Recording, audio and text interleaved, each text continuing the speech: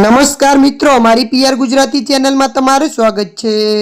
મિત્રો, અત્યારે હાલની સૌથી મોટી અને દુઃખદ ખબર સામે આવી રહી છે, જ્યાં મિત્રો આપને જણાવી દઈએ કે બેટમેન અને ટોપ ગન ફેમ વાલ કિલ્મરનું નિધન।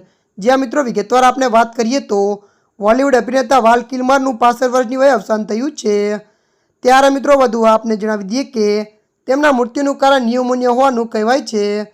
ત્યારે મિત્રો મળતી માહિતી અનુસાર આપને જણાવી દઈએ કે તેમની પુત્રીએ મોતની પુષ્ટિ કરી છે। 2014માં વાલ કિલ્મરને ગળાનું કેન્સર થયું હતું, જો કે લાંબી સારવાર બાદ તે ઠીક થઈ ગયો।